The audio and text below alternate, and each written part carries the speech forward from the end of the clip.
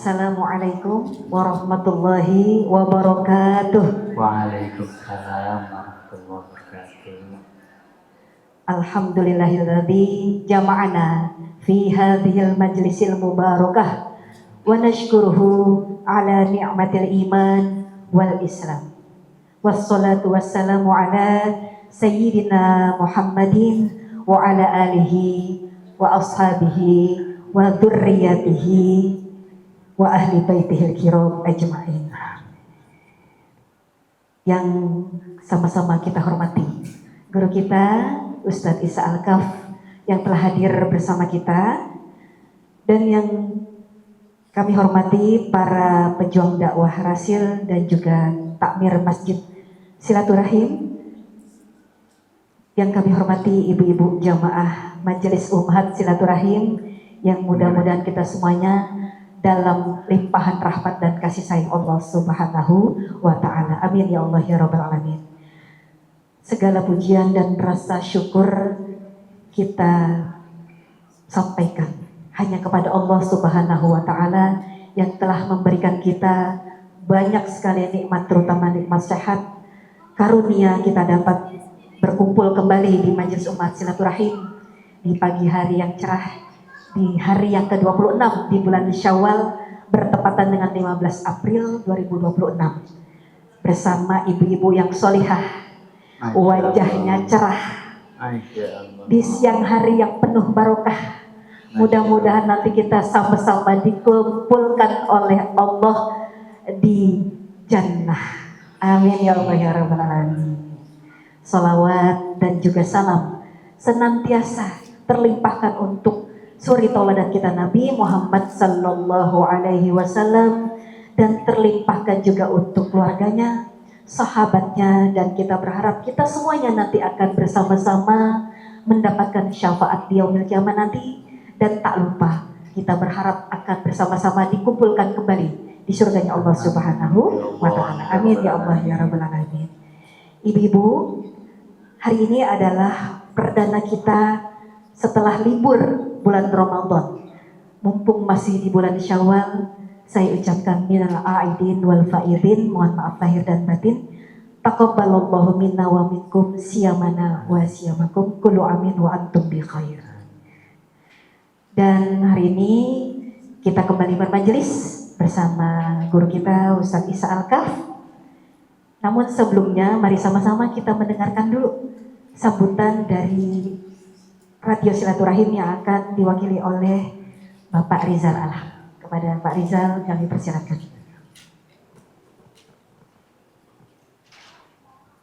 Baik, bismillahirrahmanirrahim. Assalamualaikum warahmatullahi wabarakatuh. Waalaikumsalam warahmatullahi wabarakatuh. Alhamdulillahirabbil hamdan katsiran thayyiban barakan fi kama yuhibbu rabbuna wa yarda. Allahumma shalli wa sallim wa barik ala sayyidina Muhammadin wa ala ali sayyidina Muhammad. Puji syukur kepada Allah kita panjatkan sehingga kita masih bisa bertemu kembali, bermuwajahah di majlis yang insya Allah dimuliakan oleh Allah Subhanahu wa ta'ala. Saya kenal nama saya Rizal Alham, kebetulan mewakili Pak Ihsan Talib. Beliau kebetulan di kesempatan ini nggak bisa hadir untuk memberikan sambutan dari Radio Silaturahim karena ada acara yang memang sangat penting. Dan saya tidak berpanjang lebar, hanya mengucapkan terima kasih atas kehadirannya pada Ummahat Silaturahim, bunda-bunda yang Masya Allah Mas istiqomah untuk hadir ke majelis ini. Saya tahu perjuangannya luar biasa ya, langkahnya ke majelis ini, ke Masjid Silaturahim ini pasti tidak mudah ya. Semoga Allah balas ya perjuangan, langkah, keringat atau biaya yang bunda-bunda telah keluarkan dengan balasan yang terbaik insya Allah Subhanahu wa ta'ala. Amin, amin, amin.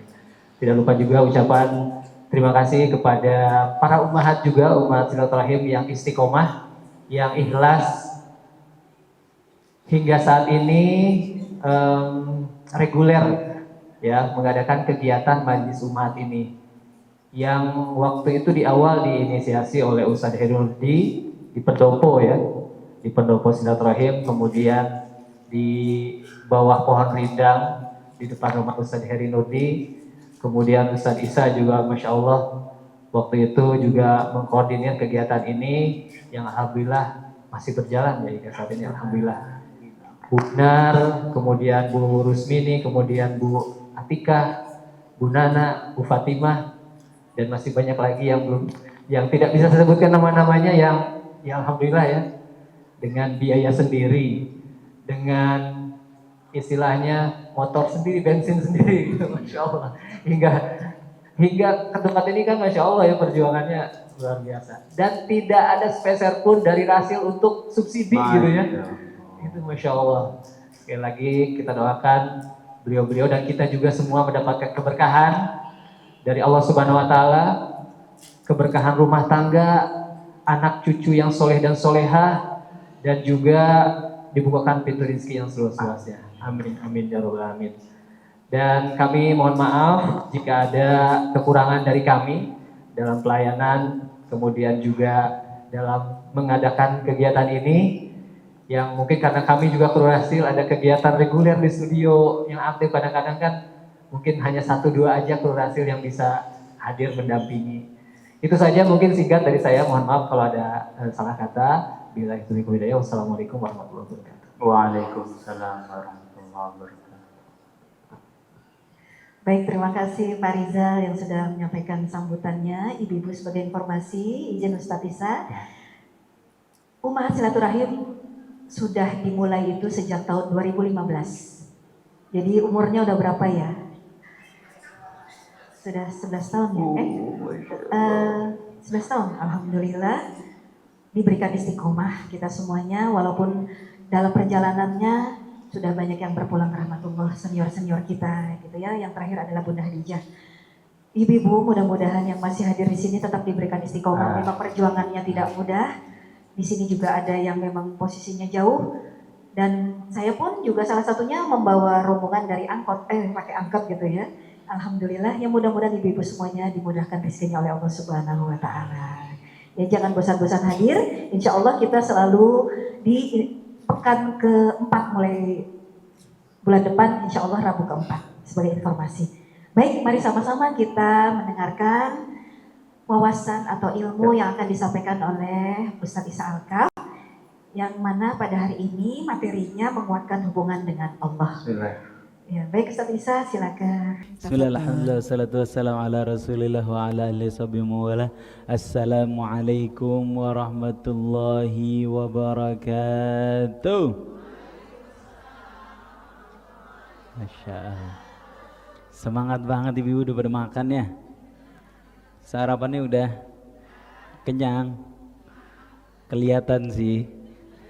Kayak orang habis makan 3 piring semangatnya, luar biasa. Alhamdulillah.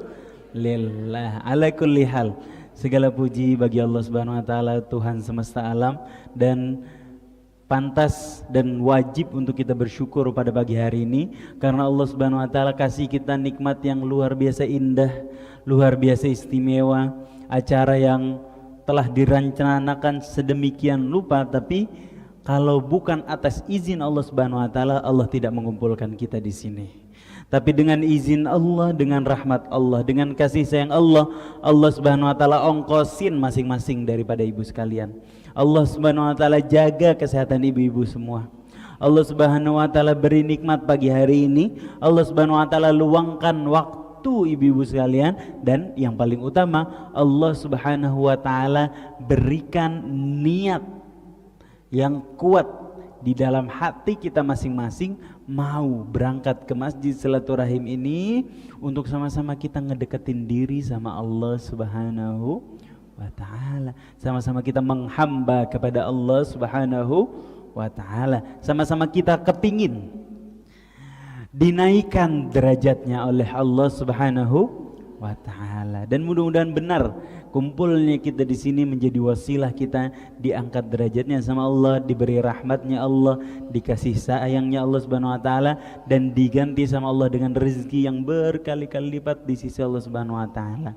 Mudah-mudahan apa yang ibu keluarkan dari ongkosnya, dari charteran angkotnya, iya, dari bensin yang keluar, dari ibu-ibu yang naik motor, bonceng berdua, bonceng bertiga. Kalau bertiga namanya boti, bonceng tiga, enggak, dua aja.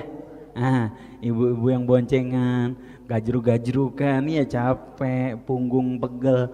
Mudah-mudahan Allah ganti semua dengan kesehatan, panjang umur, sehat sentosa, dan rezeki yang berkalipat. Amin ya Rabbal. Dan yang paling jelas adalah, yang paling pasti adalah, kalau ibu-ibu benar tulus karena Allah kumpul di sini, Allah akan ganti dengan kenikmatan yang akan kita nikmati secara abadi saat kita berada di surganya Allah Subhanahu wa ta'ala. Oh, nikmat sekali ibu-ibu. Nikmat yang biasa ibu-ibu terima selama ini, itu nikmat yang akan hilang begitu saja. Apa? Nikmat makanan. Apa nih ibu-ibu, di antara risol, onde-onde sama lontong, lebih suka yang mana bu? Risol ya. Nah itu ibu, bu, kalau saya tambahin risolnya 5 mau nggak bu? Mau. Saya tambahin risolnya 12 mau nggak bu? 20? Tapi harus langsung dihabisin sekarang. Kira-kira nikmat apa siksaan? Siksaan. Minum air putih semua ya. Aduh malu deh aku. Kalau minumnya diganti sama matcha, atau matcha nggak bu? Boba-boba, atau diganti sama susu, mau nggak bu? Susu mau? Oh, susunya tapi 1 liter, mau? Tapi harus langsung habis sekarang juga, mau bu? 1 galon bu, mau? Harus langsung habis. Kira-kira nikmat apa siksaan bu? Siksaan. Begitulah nikmat dunia, nikmat yang begitu kita nikmati habis, hilang begitu saja. Begitu pula nikmat makanan, begitu kita nikmati hilang habis begitu saja. Menikmat wajah, wajah secantik apapun, ibu-ibu nih masih pada cantik sekarang nih. Kelihatan banget. Perawatan kayaknya sebulan 4 kali kayaknya ini ya. Dizap ya, bener nggak bu?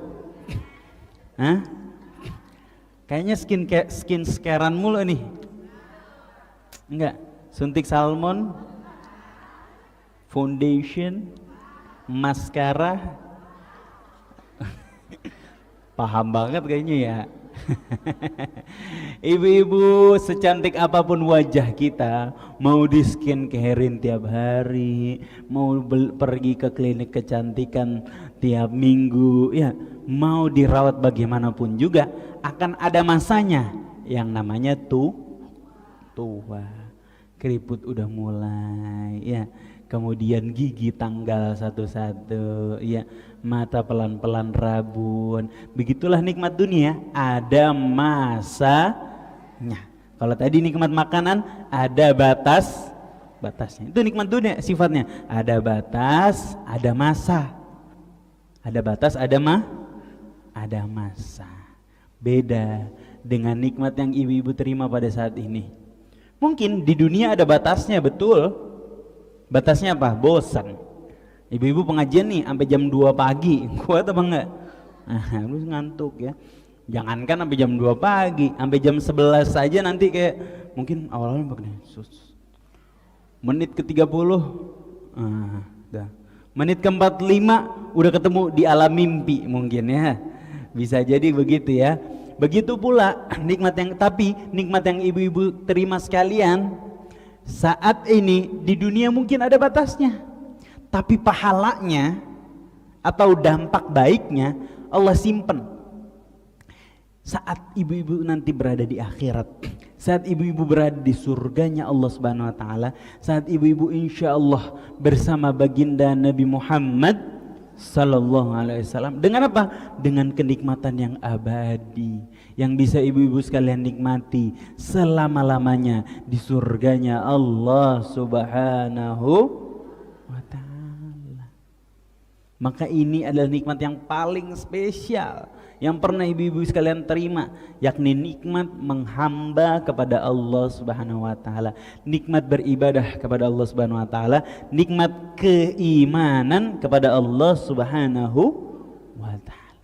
Pernah ada suatu hari seorang ulama besar, ulama terkenal sekali, ya. Ulama ini lagi berjalan bersama muridnya. Ketika dia berjalan, ada seorang pemabuk, lagi mabuk dia, lagi mabuk, ngelihat ulama, tertarik tiba-tiba dia datengin ini ulama. Assalamualaikum. Waalaikumsalam. Syekh, saya mau tanya Syekh. Kenapa? Saya mau tanya, pertama bisa apa enggak, kata dia. Syekhnya senyum, bilang bisa. Pertanyaan kedua, Syekh, bisa apa enggak? Senyum tambah tersenyum dan bilang bisa. Pertanyaan yang ketiga, orang pemabuk ini nanya lagi, bisa apa enggak Syekh? Syekhnya nangis, nangis sejadi-jadinya, nangis terseduh-sedan, kayak orang lagi kehilangan barang, kayak orang lagi kehilangan perhiasan, nangis banget, tapi sambil bilang bisa, kata syekhnya. Terus pergi orang tadi, lanjut dia jalan sama muridnya. Muridnya menunggu syekhnya reda dalam tangisannya, sudah selesai dalam tangisannya, sudah tenang, nanya, wahai guruku, tadi ada pemabuk nanya kepada engkau 3 pertanyaan, pertanyaannya sama, jawabannya sama, kenapa reaksinya beda? Kata syekhnya, yang pertama, dia itu lagi nanya, bisa enggak orang pemabuk kayak saya yang udah begajulan luar biasa, diampunin dosanya sama Allah Subhanahu wa taala, dibersihin dosanya sama Allah Subhanahu wa taala. Syekhnya senyum, bilang bisa. Pertanyaan yang kedua, bisa enggak orang yang tadinya begajulan kayak saya setelah bertaubat, menuntut ilmu, jadi orang soleh kayak Syekh?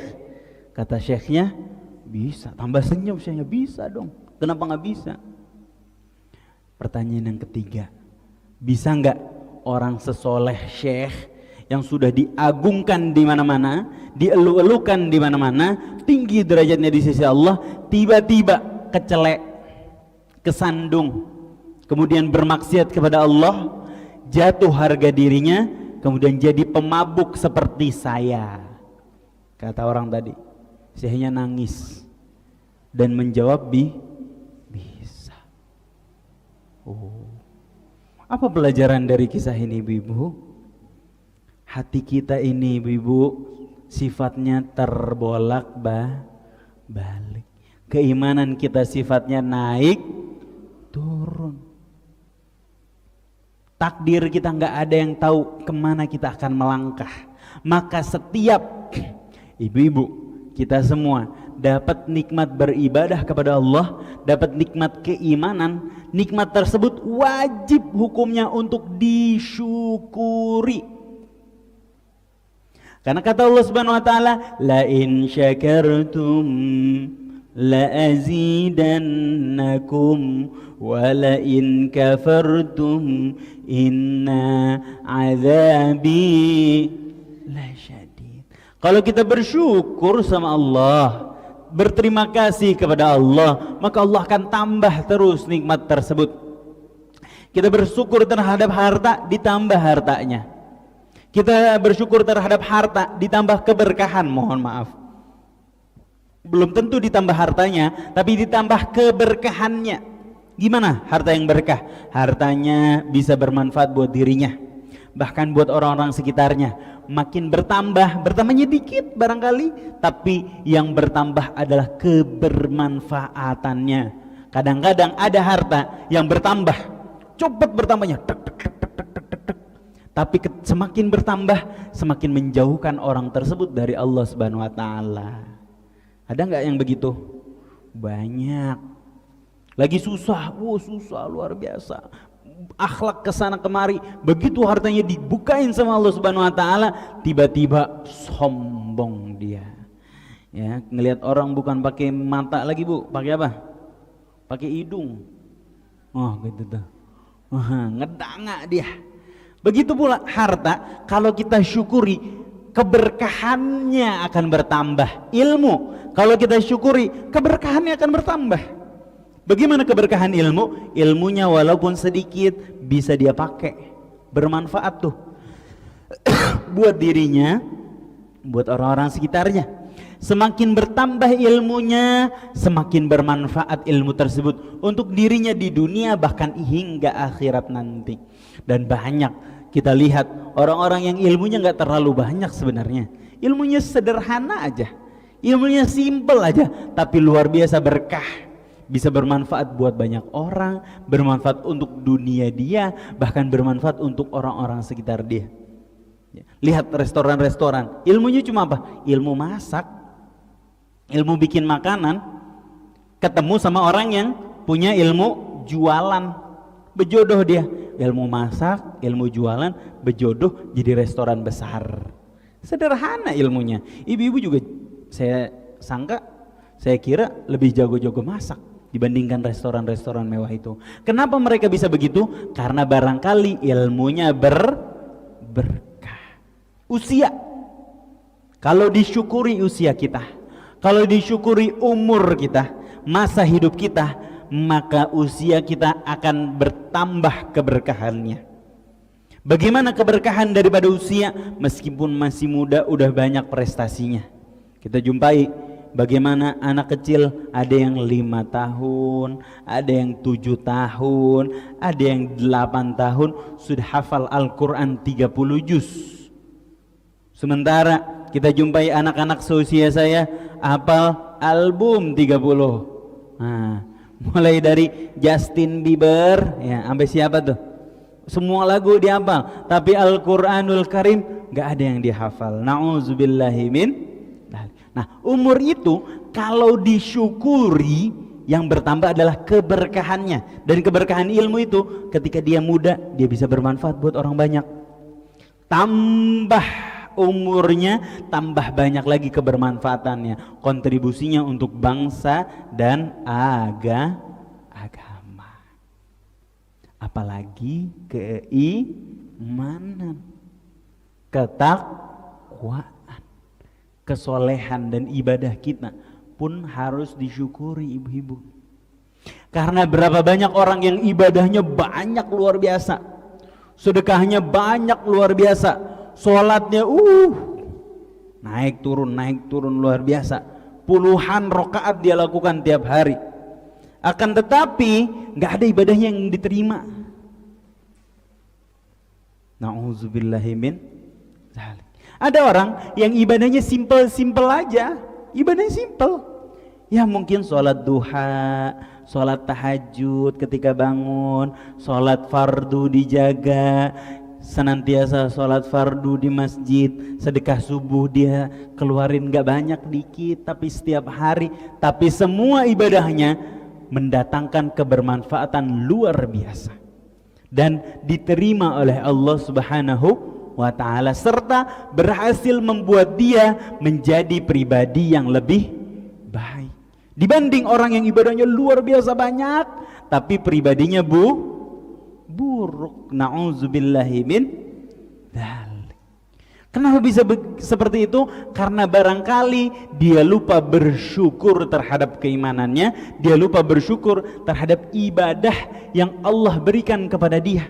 Karena tidaklah kita bisa beribadah kecuali kita lagi menerima nikmat dari Allah Subhanahu wa ta'ala. Ibu-ibu berangkat ke sini pakai ongkos apa enggak? Pakai ongkos. Siapa ongkosnya yang kasih? Ibu-ibu kalau sakit berangkat ke sini apa enggak? Belum tentu. Kesehatannya siapa yang kasih? Allah. Ibu-ibu kalau lemas di rumah berangkat ke sini apa enggak? Kekuatannya siapa yang kasih? Allah. Jadi kalau kita mau mensyukuri ibadah penghambaan kita, sadari bahwa ibadah yang kita lakukan itu tidaklah bisa kita lakukan kecuali atas nikmat yang Allah berikan kepada kita. Resikonya apa ibu-ibu? Resikonya kalau kita hilang dari rasa syukur kita dalam beribadah, mulai masuk penyakit hati, Bu. Namanya ujub. Apa? Ujub. Berapa banyak orang yang ibadahnya banyak, sholatnya puluhan rakaat, tapi yang saya katakan tadi tidak diterima. Kenapa? Karena dari tiap ibadahnya, tiap sholatnya, tiap sedekahnya ada rasa ujub,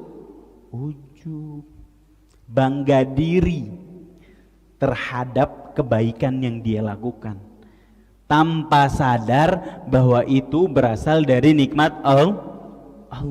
Lebih parah lagi, ketika sudah masuk ujub, gampang tuh masuk penyakit hati lainnya, namanya ria. Bukan buria ya, ada ibu ria di sini, bukan ya? Ria busana, bukan.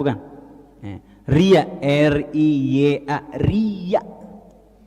Kalau bahasa Arab, ria. Apa itu ria? Dia memasukkan niat lain selain Allah Subhanahu wa taala di dalam ibadahnya. Ketika sholat, Allahu Akbar, Sami Allahu liman hamidah, buinar masuk, Allahu Akbar, Bismillahirrahmanirrahim. Dia masuk niat lain. Apa niatnya? Pengen dipuji. Sedekah, set. Tangan kanan sedekah, tangan kiri apa nih? Selfie maksudnya. Tangan kanan sedekah, tangan kiri foto. Masuk niat lainnya apa? Ingin diakuin kalau dia sedekahnya banyak. Na'udzubillahi min dzalik. Itu potensi kalau kita tidak mensyukuri ibadah kita. Pertama masuk ujub, kedua masuk ria. Kalau dibiarin masuk lagi penyakit yang lebih parah, namanya sombong,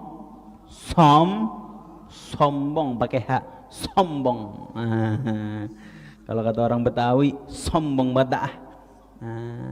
Apa itu sombong? Merasa lebih baik daripada orang lain. Ketika kita beribadah merasa lebih baik daripada orang lain, kita lagi masukin sifatnya iblis. Na'udzubillahi min dzalik. Jadi gimana caranya supaya kita terhindar daripada penyakit-penyakit ini dalam ibadah kita? Bentengi hati kita dalam tiap ibadah dengan penuh rasa syukur. Makanya tiap sholat Allah ngajarin apa? Allahu Akbar. Ngomongnya apa kita? Allahu Akbar kabira. Terus walhamdulillahi katsira. Kalimat pertama tuh kita bersyukur sama Allah Subhanahu wa ta'ala. Wa subhanallahi bukratan wa asila. Inni wajjahtu wajhiya lilladzi fataras samawati wal arda hanifan hingga akhir. Bahkan setelah bacaan iftitah kita membaca Al-Fatihah, setelah Bismillahirrahmanirrahim apa yang kita baca? Alhamdulillahi Rabbil Alamin. Supaya apa? Supaya kita tidak lupa dari rasa syukur kita di dalam ibadah yang kita lakukan kepada Allah Subhanahu wa ta'ala. Bentengin tiap ibadah kita dengan rasa syukur kepada Allah Subhanahu wa ta'ala agar hubungan kita kepada Allah semakin kuat. Berikutnya, bagaimana cara menguatkan hubungan kita sama Allah Subhanahu wa ta'ala adalah dengan menjalin tali silaturahim. Tali silaturahim. Silat artinya apa? Hubungan. Rahim artinya apa? Rahim. Karena kita semua berasal dari rahim yang sama. Rahimnya siapa? Sayyidatu Hawa, Siti Hawa. Kenal Siti Hawa, Bu? Kenal di mana? Siti Hawa istrinya Nabi Allah Ibrahim. Adam. Oh, ngetes saya mah. Ya, ngetes sama ngeles.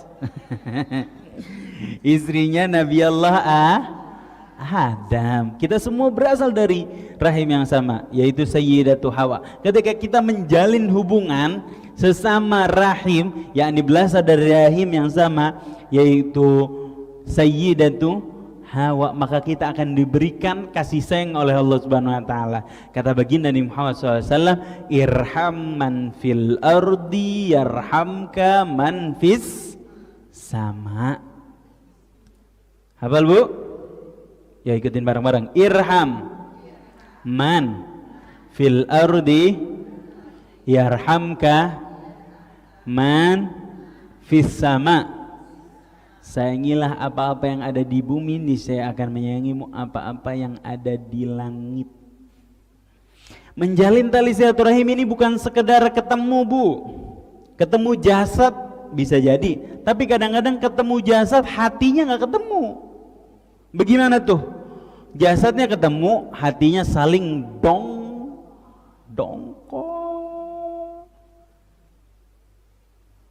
Jasadnya saling ketemu, hatinya saling benci. Na'udzubillahi min dzalik.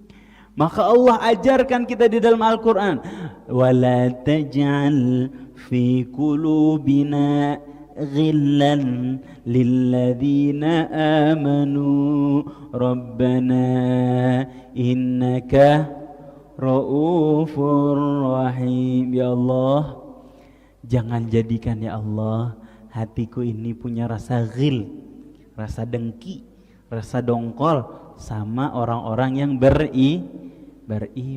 Na'udzubillah min dzalik. Karena bahaya Bu, bahaya benci sama orang beriman, bahaya. Kesiannya di kita. Kita benci sama umatnya baginda Nabi Muhammad sallallahu alaihi wasallam. Kalau mau benci sama sifatnya nggak apa-apa.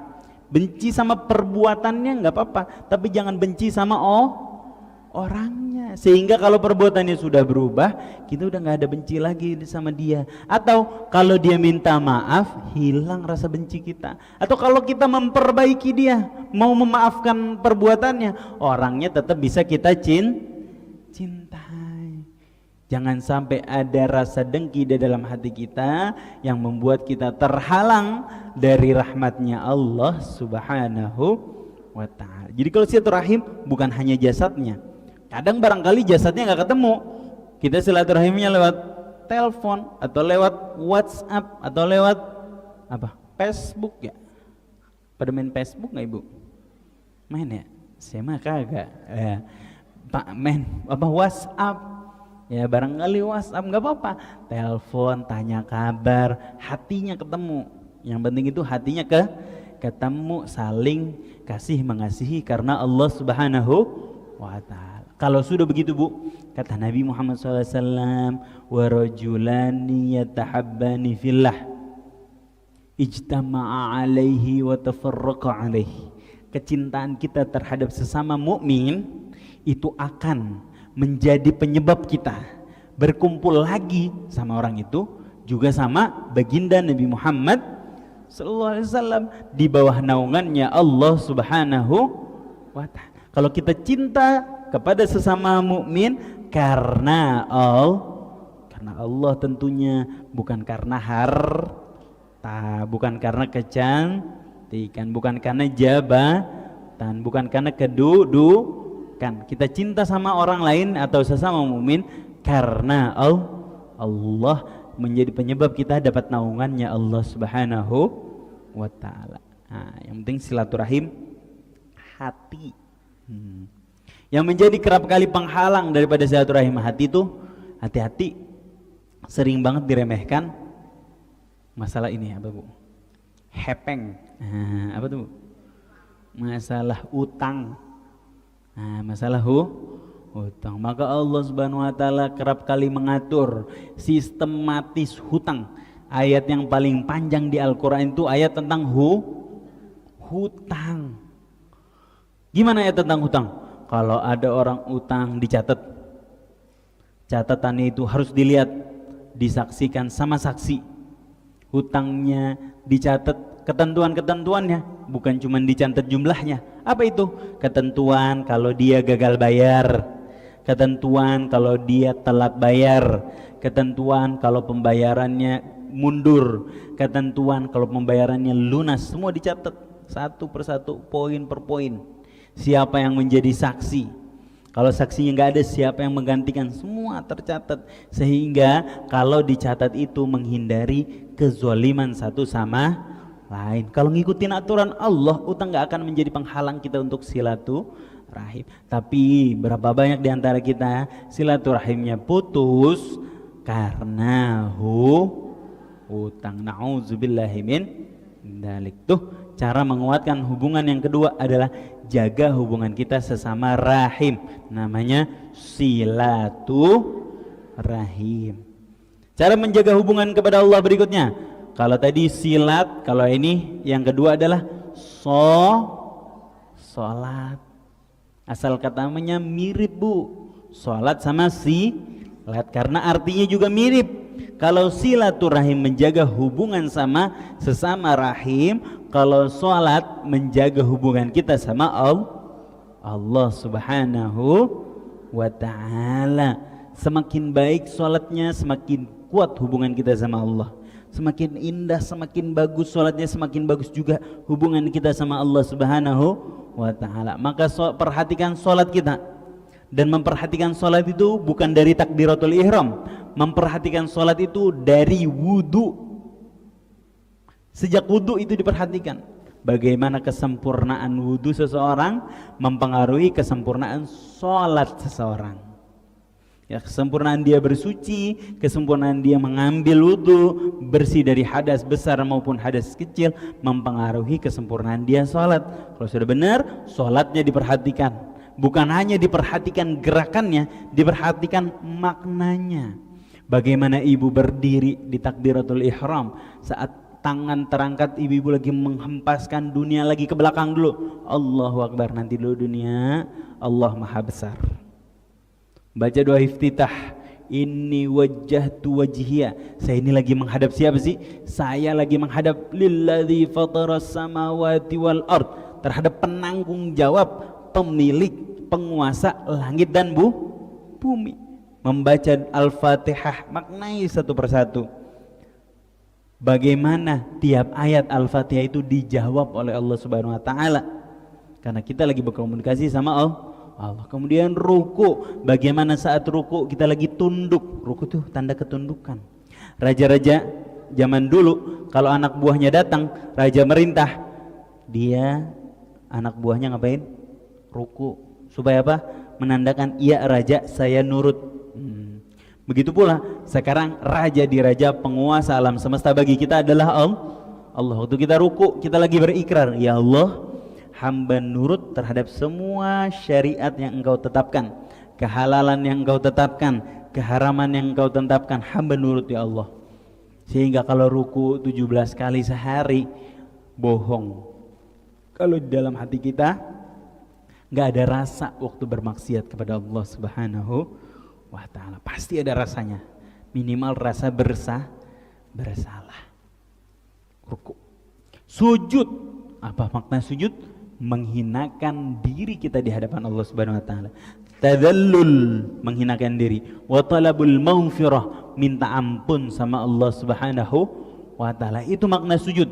Bagaimana wajah kita yang kita perindah, yang kita percantik, yang kita jaga kehormatannya di hadapan manusia, kita hinakan diri kita di hadapan Allah karena kita mau meminta ampun kepada Allah Subhanahu wa taala. Dan saat itulah waktu terdekat kita kepada Allah Subhanahu wa taala, dan di saat itu saatnya kita meminta apapun yang kita mau kepada penguasa alam semesta, zat yang maha kaya, raja di raja, Allah Subhanahu wa taala.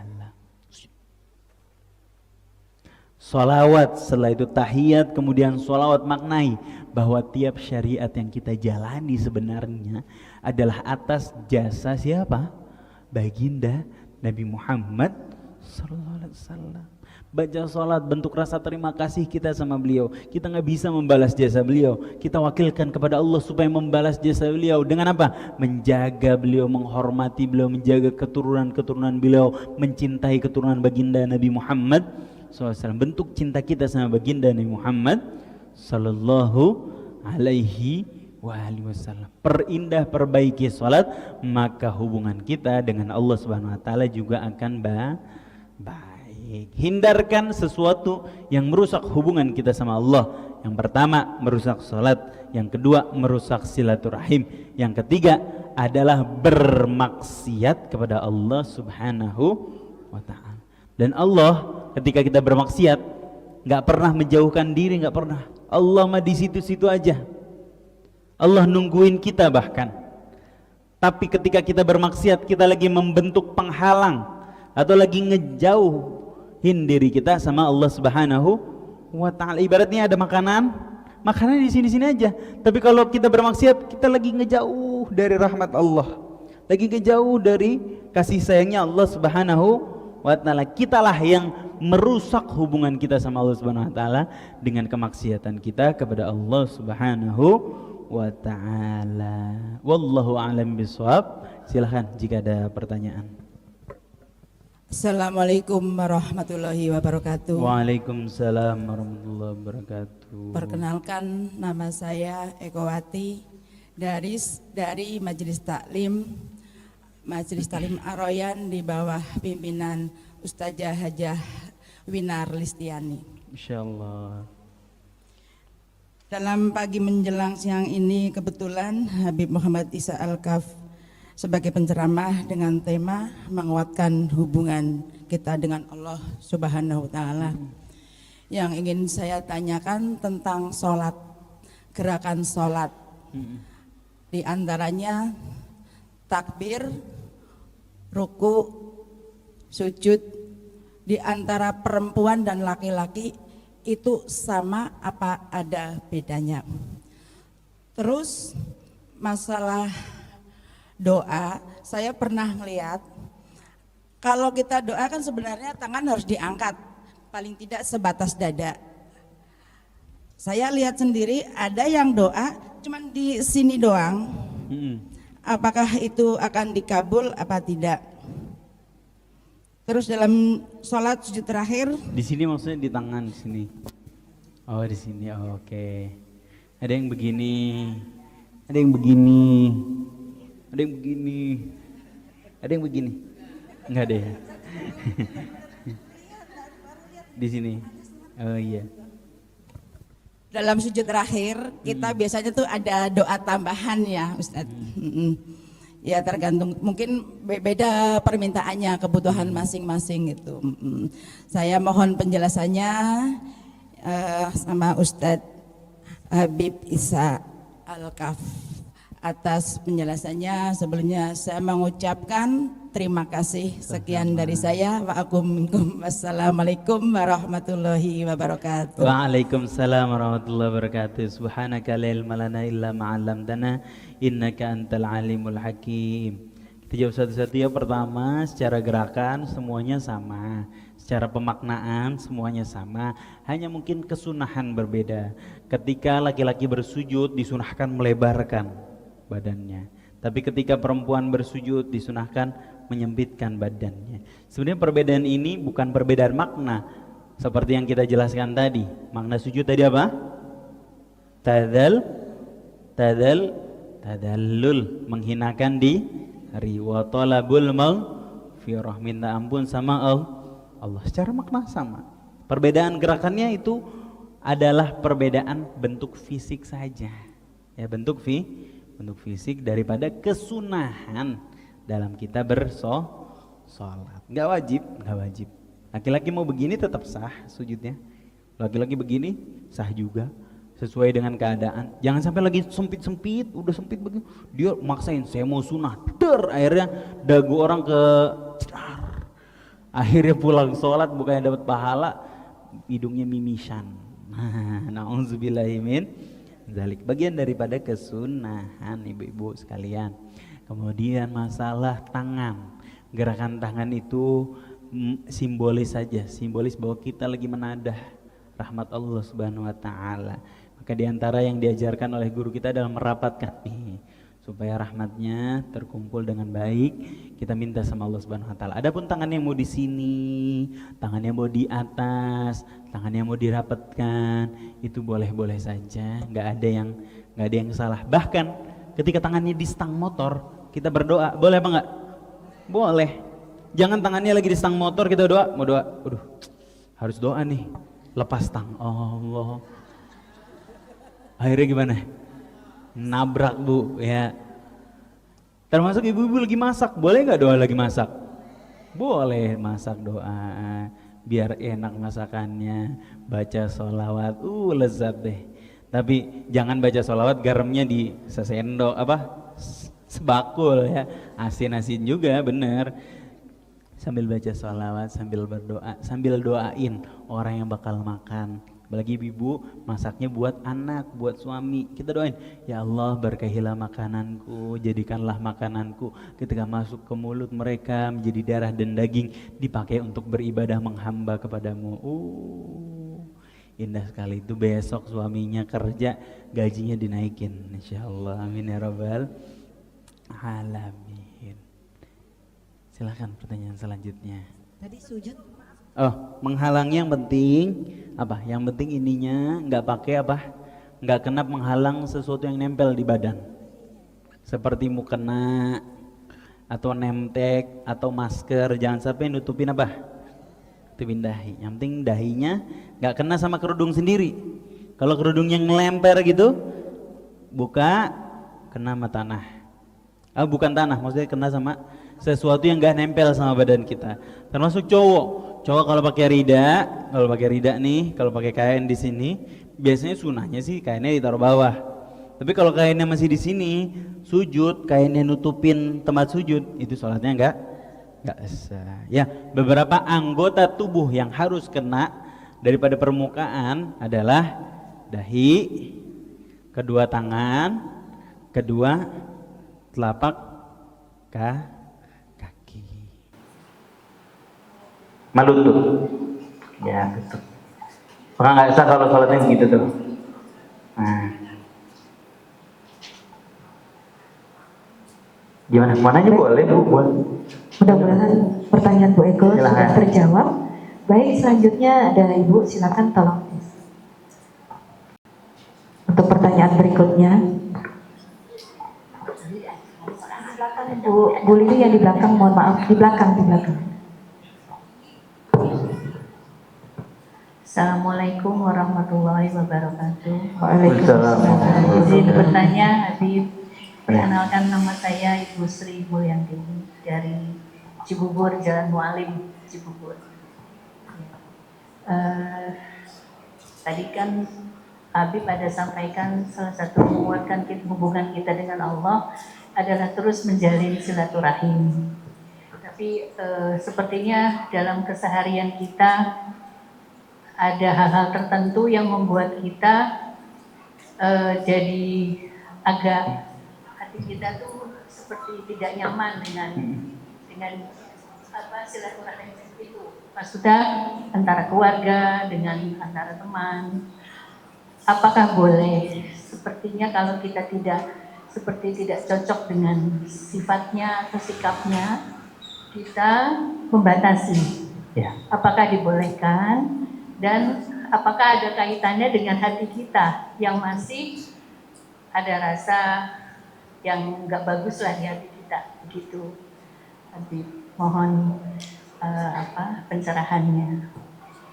Boleh saya bertanya lagi di luar konteks? Boleh. Ini terkait dengan jodoh. Ada salah satu putri saya, ini kan terus terang memang ada sudah beberapa kali gitu ya, dekat dengan ada yang, tapi pada akhirnya lepas gitu. Jadi apakah ada amalan khusus saya sebagai orang tuanya juga untuk menguatkan putri saya supaya mendapatkan yang terbaik dari Allah jodohnya dunia akhirat. Oke. Itu saja Habib, terima kasih atas Sama-sama, Masya Allah. Assalamualaikum warahmatullahi wabarakatuh. Waalaikumsalam warahmatullahi wabarakatuh. Pertanyaan pertama, Ibu, kalau kita membatasi hubungan kita sama saudara kita, kalau kata anak sekarang yang toksik, apa itu toksik? Meracuni. Artinya apa? Dia tiap ketemu ngomongin orang mulu, misalnya, atau dia tiap ketemu gibahin orang mulu. Dia tiap ketemu, Bu Wimar, saya mah bukannya mau gibahin orang ya. Flexing. Ya, flexing. Nah. Bu Wimar, saya mah bukannya mau pamer ya. Aduh Bu Wimar, gimana sih caranya casing yang bagus buat handphone baru saya nih, Bu Wimar, misalnya contoh ya. Aduh Bu Wimar, ya Allah saya pusing banget deh Bu Wimar, saya pusing, ini gimana caranya, di mana sih Bu Wimar tempat cuci mobil yang bagus Bu Wimar? Contoh, itu namanya flexing. Walaupun kata-katanya kadang-kadang humble atau gibah. Bu Wimar, saya mah bukannya mau ngomongin orang ya Bu Wimar, tapi si Bu Siti itu aduh. Jangan bilang-bilang ya. Iya. Bu Wimar jangan bilang-bilang ya. Bukannya mau gibah ini mah, tapi ibu itu tuh aduh. Kalau Ustaz Isa tahu banget sih gayanya Iya, ibu-ibu begitu. Contoh.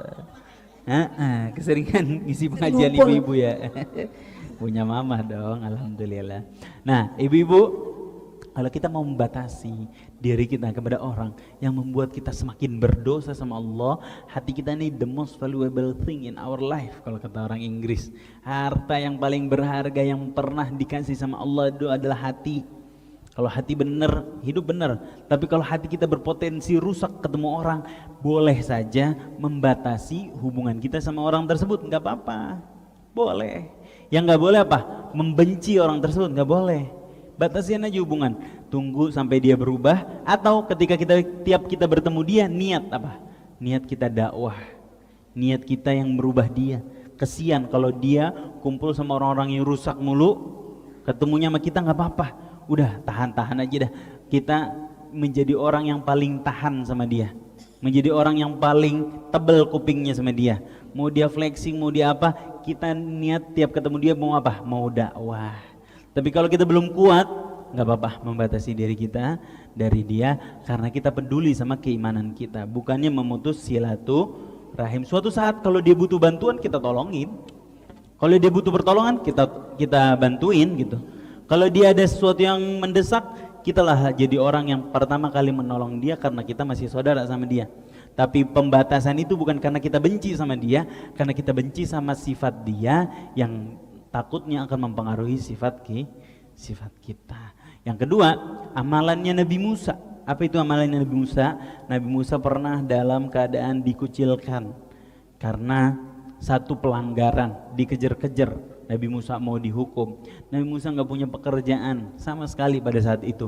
Nabi Musa mengamalkan doa ini. Doanya adalah Robbi inni lima anzalta ilayya min khairin fakir. Sekali lagi, Rabbi lima anzalta ya min khairin.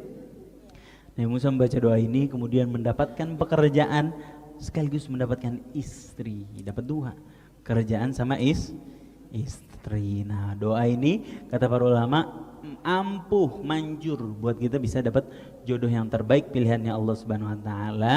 Baca 100 kali minimal setiap hari. Rabbi inni lima anzalta ilayya min khairin fakir. Doa Nabi Musa. Ya, doanya Nabi Musa. Cari aja. Banyak kok. Ada di Al-Qur'an juga. Rabbi, sekali lagi, inni lima anzalta ilayya min khairin fakir. Itu doanya, atau kalau tadi ibu bilang amalannya. Ikhtiarnya apa? Ikhtiarnya kalau perempuan menjaga diri, menjaga agar tidak sembarang dipandang sama orang, menjaga diri dari kehormatannya dan lain sebagainya. Kalau laki-laki menjaga pandangan, menjaga pergaulan dan lain sebagainya. Insya Allah Allah kasih takdir yang terbaik di saat yang terbaik, di waktu yang terbaik, insya Allah. Amin ya rabbal alamin. Tadi Ibu ada yang bertanya suratnya apa Bu tadi? Doanya terdapat di surah Al-Qasas Ayat 20. ayat 24 ya, bisa dicatat, mudah-mudahan bisa diamalkan. Ya, baik. Ada lagi yang bertanya di belakang, Ibu Siti. Terima kasih Ibu Sri yang tadi telah bertanya. Mohon izin dulu Bu, nanti. Oh, itu. Baik, di belakang dulu sudah. Nanti Ibu ya, setelah ini. Saya ingin menanyakan persyaratan-persyaratan membaca ayat suci Al-Quran. Oh, oke, baik. Bismillah. Mungkin ada persyaratan-persyaratannya karena saya pernah mendengar juga ada persyaratan-persyaratan membaca ayat suci Al-Quran, terutama untuk ibu-ibu. Terima kasih. Assalamualaikum warahmatullahi wabarakatuh. Waalaikumsalam warahmatullahi wabarakatuh. Allah Subhanahu wa taala berfirman, la yamassuhu illal mutahharun. Tidaklah Al-Qur'an disentuh kecuali orang-orang yang suci. Maka ibu-ibu yang haid enggak boleh menyentuh Al-Qur'anul Karim, menyentuh. Kalau mendengarkan masih boleh. Kalau membaca sebagai zikir, kan ada doa-doa tuh yang berasal dari Al-Quran, masih boleh dibaca, nggak apa-apa. Tapi untuk menyentuh membacanya, yang haid nggak boleh. Kemudian sebelum membaca Al-Quran, ada baiknya untuk berwudu, bersuci, suci dari hadas besar, suci dari hadas kecil, dan membaca Al-Quranul Karim. Berikutnya, pelajari pelan-pelan tajwid atau hukum-hukum dalam membaca Al-Quran. Karena Al-Quran itu ada kaidahnya. Dari kalimat per kalimat, kata per kata, huruf per huruf ada haknya. Hak huruf ha keluarnya dari mana? Huruf kha keluarnya dari mana? Huruf ja keluarnya dari mana? Namanya makharijul huruf. Tempo bacaannya juga ada aturannya. Ada yang panjang, ada yang pendek. Namanya hukum mat.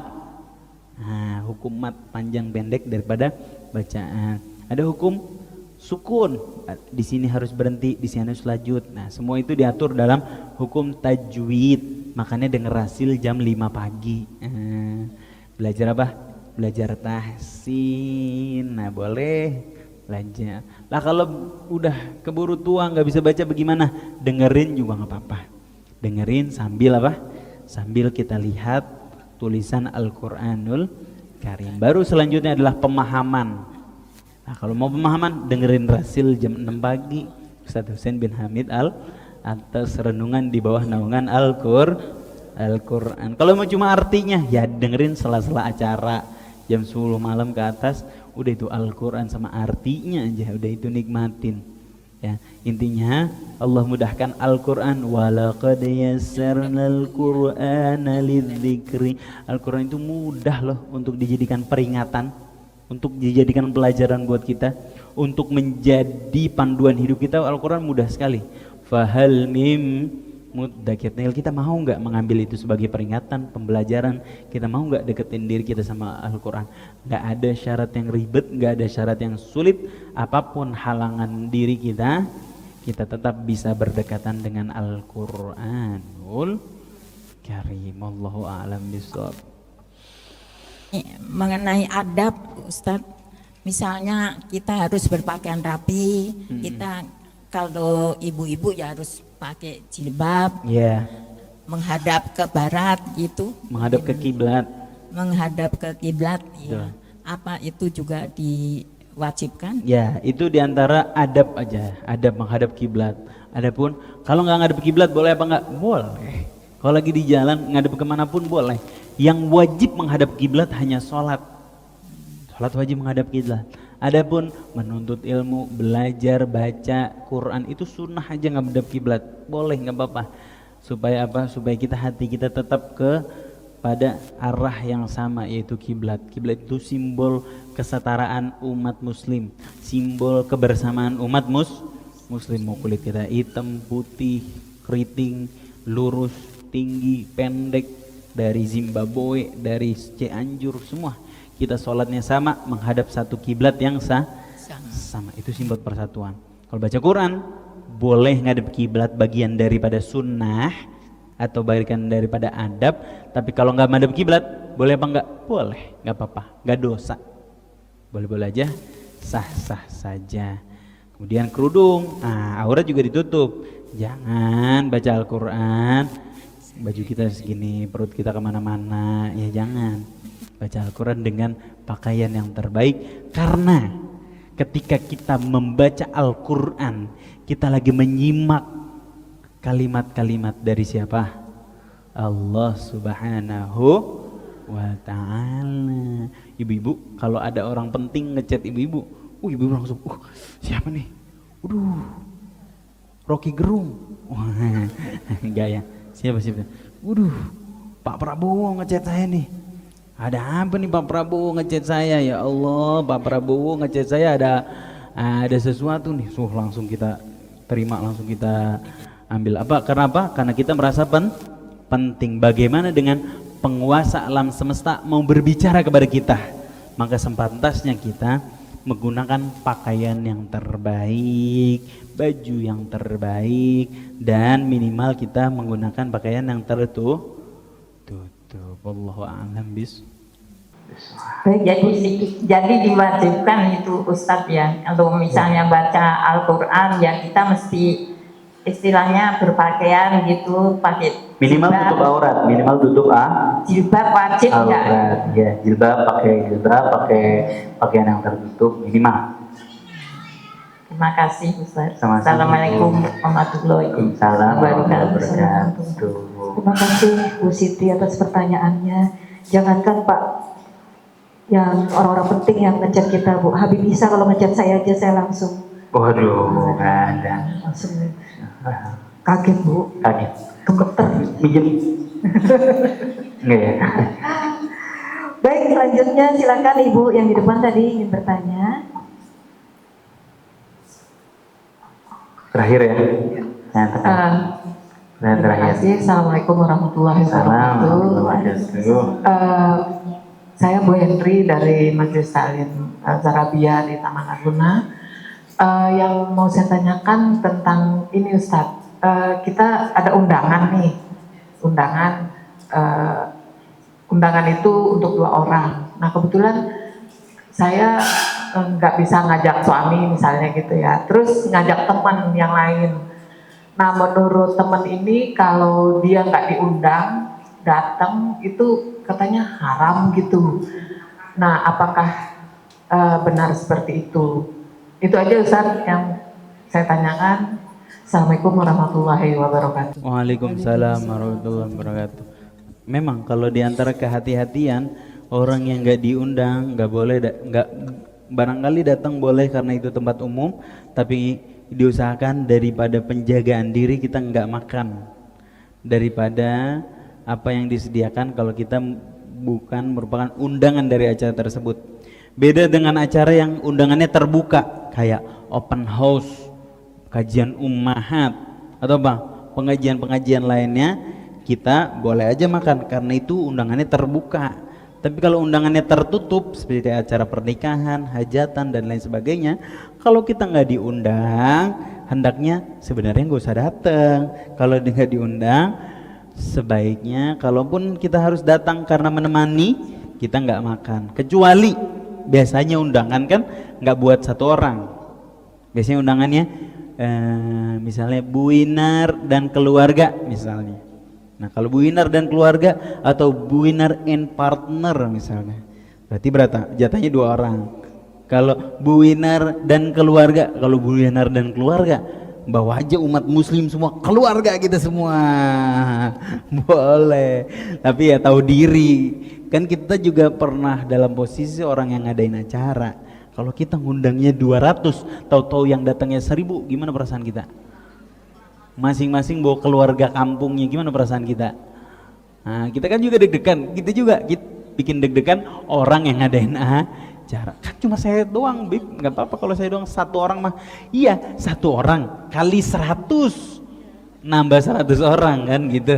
Nah, bagian daripada kehati-hatian, kalau kita nggak diundang sekali lagi, kalaupun terpaksa datang, karena mungkin nemenin, karena mungkin nganterin, kalau kita nggak diundang, jaga diri, minimal nggak usah makan. Minimal nggak usah. Bagian daripada waro itu apa? Bahasa Betawi itu nggak diwaro gitu mah. Nah, waro itu apa? bagian dari hatian diri kita. Wallahu a'lam bishawab. Yang ngajak kan kita nih yang diundang Ustaz. Kebetulan kalau sendiri kayaknya mau pergi gimana gitu ya. Nah ibu diundangnya sendiri apa bareng-bareng? Enggak, dalam undangan tuh 2. Nah, kita kan nggak bisa misalnya sama suami gitu ya. Nah terus ajak teman. Kalau berdua undangannya nggak apa-apa. Nah, Kalau nggak undangan haram, sendiri. katanya kok haram gitu Ustaz. Karena katanya kan kamu nggak, saya kan nggak diundang gitu. Iya Padahal memang kita betul. teman. Memang betul haram. Oh gitu ya. Kalau nggak diundang. Tapi kalau undangannya berdua nggak apa-apa. Jatahnya berdua. Kan tadi kita jelasin panjang lebar tuh. Ya, insya Allah. Ini Bu, boleh menemani ya Ustaz, tapi tidak ikut makan. Gitu. Ya boleh menemani di rumah. Assalamualaikum. Terus gimana kalau saya yang ngajak? Ya tanggung jawab ibu yang ngajak. Kasih ke makan di jalan. Pulang-pulang ngajak makan bakso Bu. Ngajak makan bakso. Iya. Masih ada nih Ustaz yang mau nanya bagaimana? Boleh terakhir ya. Terakhir ya. Boleh silakan Bu. Ya boleh. Bismillah. Assalamualaikum warahmatullahi wabarakatuh. Waalaikumsalam. Saya maaf Pak Ustadz bertanya mungkin untuk namanya pribadi ya. Maaf sekali kadang-kadang kalau sholat malam itu bangun kadang-kadang namanya kita udah inget mau berdoa gitu. Tapi lagi giliran sholatnya misalnya sholat tahajud, ruku pertama bisa, ruku kedua kadang-kadang suka kemana ya ini? Udah keberapa ya gitu? Satu ya. Kedua, mungkin kita lupa suratnya gini. Oh, surat apa lagi gitu? Itu mungkin agak dikit aja berapa detik ketunda gitu. Tapi yang saya takutkan itu ini Pak Ustadz pikirannya suka kemana gitu. Nah itu saya mohon dibantu untuk supaya kita lebih ingat, terus lebih doanya juga lebih ingat, terus sama sholatnya yang penting lebih ingat lagi. Nah ya, yang kedua pertanyaannya nih, misalnya saya nih lagi di mana gitu, apa enggak ada, misalnya saya pergi ke rumah orang, tapi saya belum sholat gitu, zuhur saya mau sholat dulu. Tapi karena saya nggak tahu tempat di mana, saya tahunya kiblatnya udah nanya. Cuma saya nggak pakai sejadah gitu duduk begini bisa nggak ya walaupun tempatnya sempit? Apa di depan ada orang duduk apa gimana? Karena kita mengingat supaya jangan ketinggalan gitu sholatnya walaupun nggak juga terlambat tapi nggak juga kecepatan gitu. Ingat gitu buru-buru. Itu boleh nggak ya? Terus yang ketiga nih, misalnya maaf lagi nih Pak Ustadz, barangkali kita suka menahan itu karena apa? Buang angin gitu ya Ustadz ya. Udah sedikit lagi perasaan gitu, sedikit lagi udah kita tahan gitu. Itu gimana, boleh apa enggak? Atau kita berhenti dulu ke kamar mandi lagi untuk berwudu? Pak Ustadz mohon dibantu keterangan. Terima kasih Pak Ustadz ya. Pertanyaan terakhir tapi cabangnya 3. Nggak apa-apa. Pertanyaan pertama adalah tentang Kalau sholat suka lupa. lupa rakaat. Kalau sholat lupa rakaat. Gimana amalan supaya nggak lupa? Ibu, kalau anaknya ulang tahun atau anaknya ngundang ibu hari Sabtu, kira-kira bakal lupa nggak ibu? Kenapa? Karena kita punya rasa cinta. Kalau rasa cinta kita besar sama Allah, maka prioritas kita juga besar sama Allah. Gimana supaya nggak lupa-lupa dalam sholat? Besarkan rasa cinta kita sama Allah Subhanahu Wa Taala, maka kita akan terfokus di situ. Kalau sholat kita suka lupa, pertanyakan selama ini jangan-jangan rasa cinta kita belum sebesar itu sama Allah Subhanahu Wa Taala. Secara fikih, secara syariat gimana? Kalau kita lupa antara 3 dan 4, maka ingatnya aja 3 ya. Ingat yang yakin, ibu 3 dan 4, yang yakin 3, ambil 3 ya. 1 dan 2, yang yakin 1, ambil 1 ya. Ambil yang paling yakin. Tapi gimana cara supaya nggak lupa-lupa? Besarkan rasa cinta, insya Allah fokus kita akan bertambah. Maaf Bu, ini lagi kemarin habis jatuh ketiban orang ceklek gitu, kalau banyak gelak sakit. Yang kedua adalah tentang sholat. Yang wajib daripada sholat itu yang mutlak, syarat mutlak dan wajib daripada sholat itu adalah menghadap kiblat. Kalau nggak menghadap kiblat, sholatnya nggak kehitung. Nah kalau ibu lagi di acara atau lagi dalam perjalanan, atau lagi di dalam pesawat. Gimana cara sholatnya supaya nggak ketinggalan? Namanya sholat hormat waktu. Sholatnya sekedar hormat waktu, dan itu sunnah. Ketika sudah waktunya sudah luang, maka diwajibkan untuk mengulang sholatnya, atau sholat qadha, yang mengulang sholat yang kita lupa tadi di dalam sebuah acara. Tapi kalau acara, insya Allah masih bisa nyari kiblat. Kalau bukan dalam perjalanan, kalau bukan di dalam pesawat atau di dalam bis, masih bisa nyari kiblat. Cari arah kiblat, cari tempat yang suci, maka sholat di situ. Boleh. Gampang sekarang nyari kiblat, Bu, di handphone bisa. Atau minta tolong anak muda, nak, tolong carikan arah kiblat yang mana ya, gitu. Kalau ibu sholatnya emang duduk, nggak bisa berdiri sholat, ya udah berarti duduk. Asal tempatnya suci, tempatnya bersih, nggak ada masalah. Pertanyaan yang ketiga, nahan angin. Nahan angin deh. Rakaat terakhir, ya tahan aja dulu, nggak apa-apa. Karena kalau udah seumur ibu, untuk wudhu lagi, capek Bu ya. Wudhu lagi, ambil wudhu nggak apa-apa. Kalau masih bisa ditahan nggak ada masalah. Ya kalau udah rakaat terakhir, tahan aja. Tiba-tiba, gitu. Nah, kalau tiba-tiba ya udah batal. Tapi kalau udah ditahan, sudah di ujung penghabisan,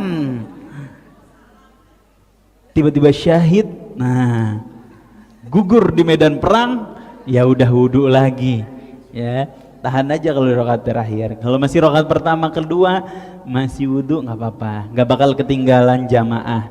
Tapi kalau udah rakaat terakhir, ibu wudhu udah ketinggalan jamaah, sayang, kesian, nggak ada masalah. Kalau bisa mas sebelum sholat habisin, sebelum sholat.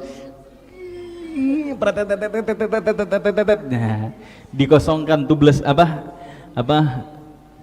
tabung anginnya itu dikosongin. Tapi kan kita nggak bisa ngontrol ya Bu ya. Ya insya Allah mudah-mudahan Allah terima sholat kita semua. Kalau was-was Bu, kalau was-was nggak ada yang was-was dalam kentut. Kentut nggak ada was-wasnya. Kentut itu jelas. Kalau benar keluar ya keluar. Kalau nggak keluar ya nggak keluar. Kalau ragu antara ini keluar apa enggak, berarti nggak keluar. Kalau masih kayaknya ada goyangan dikit di antar, kayaknya ada goyangan dikit, keluar apa enggak, berarti nggak keluar. Kalau ibu yakin keluar, berarti itu keluar, nggak ada keraguan. Hati-hati digodain sama setan, ya. Kalau kata guru-guru TPA kita, ini mah guru TPA nyeritainnya itu pakai ilustrasi. Kita lagi digini-gini nih sama setan tuh. Nah, biar apa? Biar was-was ya, supaya was-wasnya itu hilang, hilangkan was-wasnya. Kalau yakin keluar berarti keluar, kalau nggak yakin keluar berarti nggak keluar, insya Allah ya. Bismillah. Apalagi kalau ada tandanya Ustadz. Tandanya benar, bau tiba-tiba, kok bau ya, bau gas ya.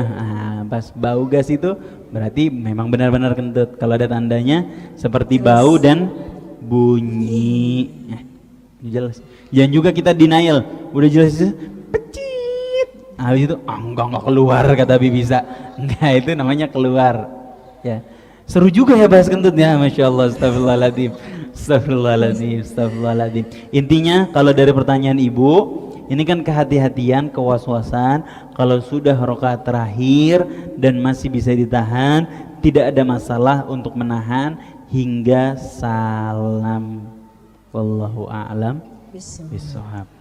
Assalamualaikum warahmatullahi wabarakatuh. Waalaikumsalam warahmatullahi wabarakatuh. Baik, Masya Allah, hari ini banyak sekali wawasan yang telah kita dapatkan dari guru kita Ustadz Isa Alkaf. Sebelum ditutup dengan doa, ada beberapa poin yang dapat saya catat di sini tentang materi menguatkan hubungan dengan Allah.